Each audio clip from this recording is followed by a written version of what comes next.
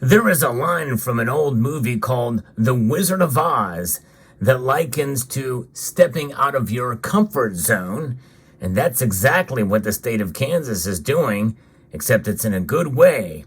And the only ones who are going to be uncomfortable are the Federal Reserve. I'll explain and so much more as we explore.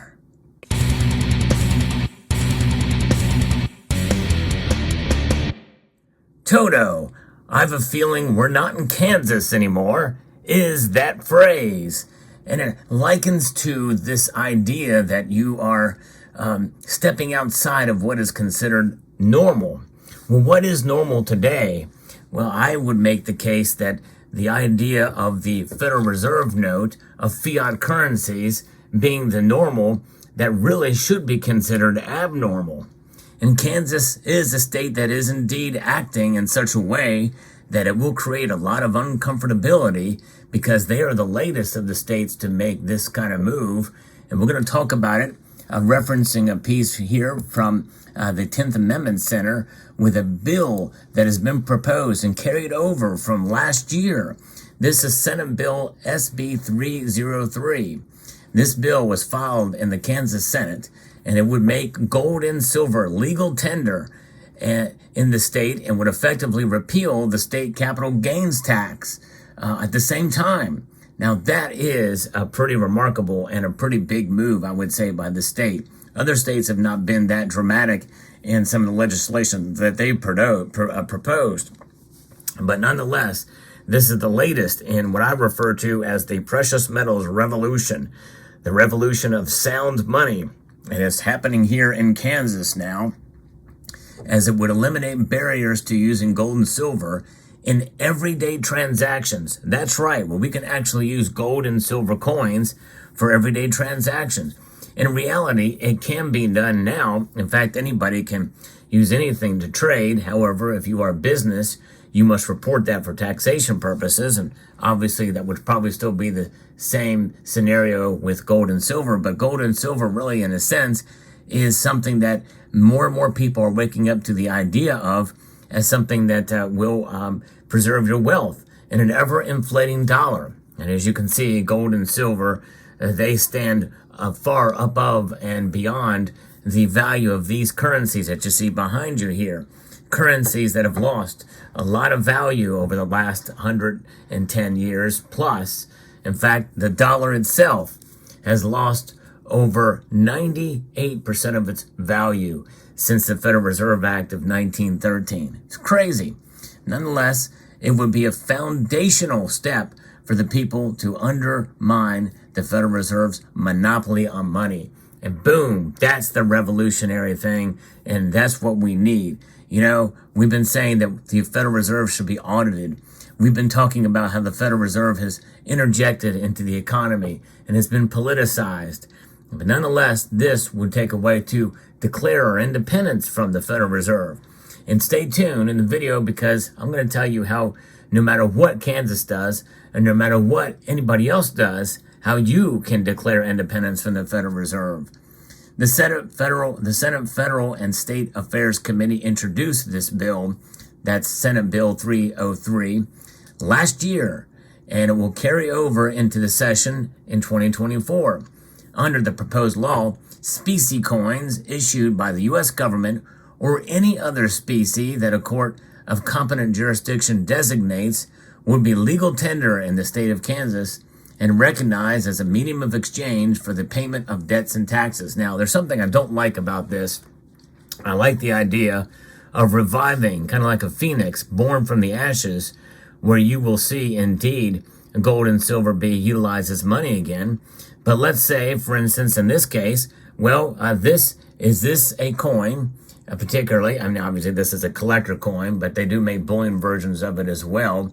You would not be wise to spend a bullion coin or a collector coin for some of these transactions because it has numismatic value.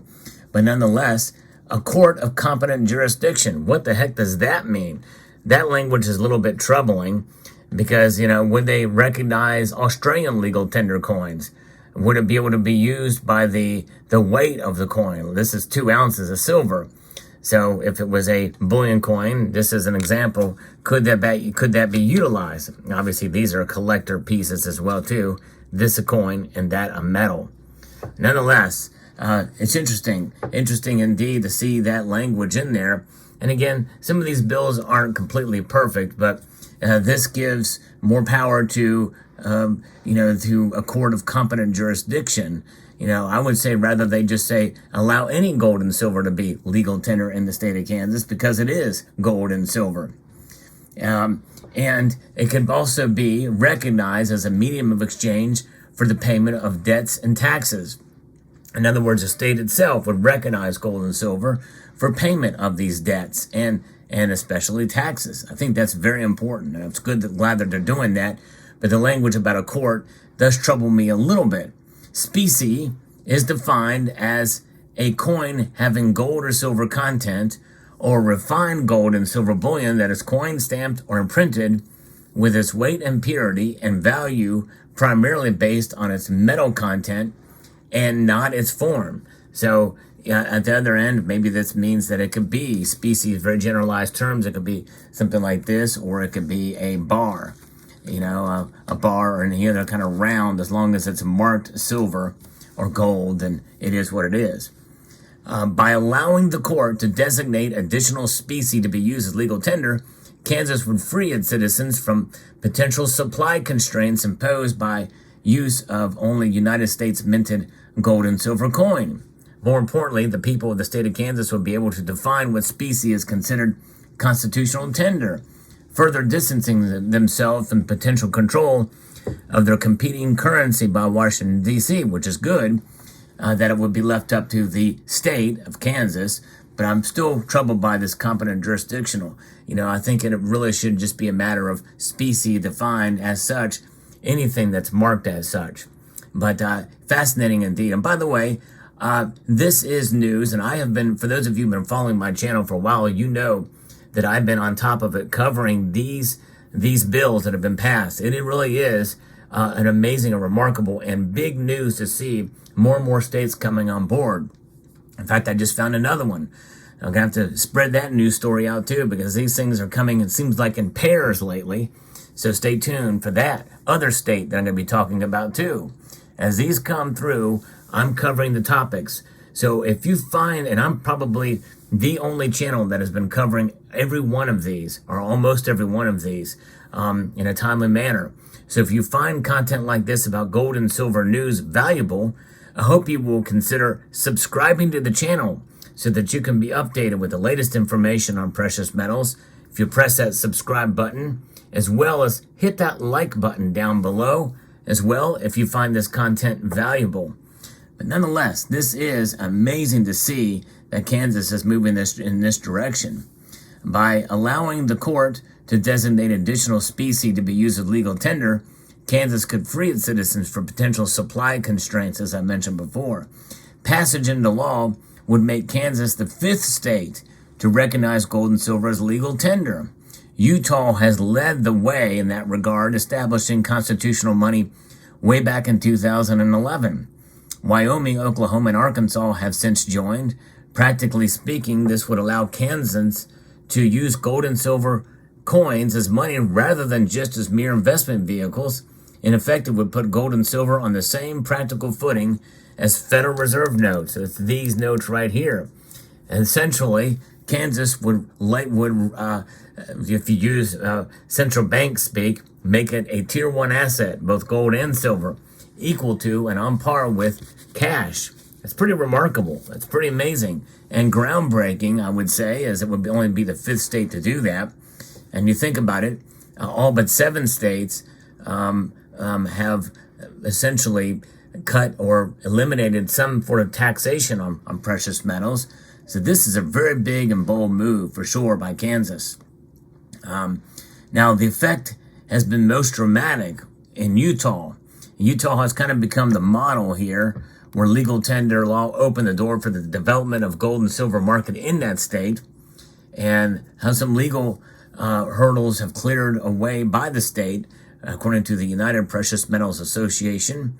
And we've sent that. That led to what is now known as the gold back, has kind of spearheaded some of this. And this is the Nevada version of it. And so this is one way that gold and silver could actually circulate as a currency, as a note. And I've talked about the gold back. It's actually relatively controversial, but nonetheless, it really doesn't matter what form it is, as long as it's available and allowable to be utilized as currency. And I think that's quite remarkable for sure. So SB 303 would repeal all property and capital gains taxes on gold and silver. No specie or legal tender shall be characterized as personal property for taxation or regulatory purposes, which is kind of the same language we've seen in some of the other bills that we've seen. So the passage of this bill would build upon a foundation set in 2019 when Kansas repealed the sales tax on gold and silver. So this is layering on top of that. And that's why I'm excited when I bring you news reports about other states who want to eliminate taxes. This is the next logical step. And they're moving quickly in some of these state legislatures. 2024 could be a very big year in this regard. And literally, if this thing is done right, it could save us from a hyperinflation situation if we have gold and silver and can use it. Because there's a lot of bullion out there. There's a lot of precious metals bullion out there. It's just that most of the folks that have it are stackers nowadays.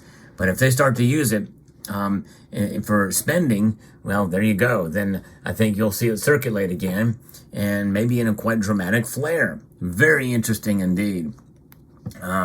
So what is the next step for this thing? Well, SB 303 will remain in the Senate, Federal, and State Affairs Committee.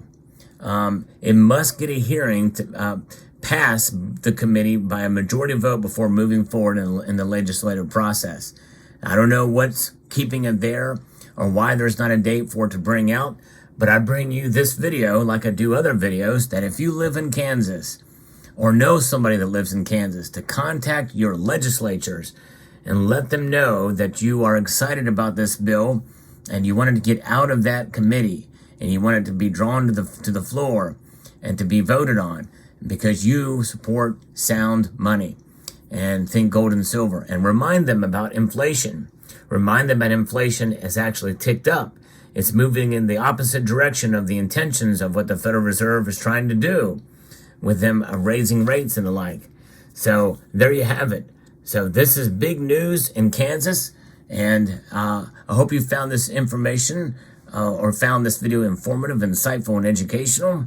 And I would like to extend a multitude of gratitude to each and every one of you for watching this video, and to encourage you to please rate, share, comment, and subscribe.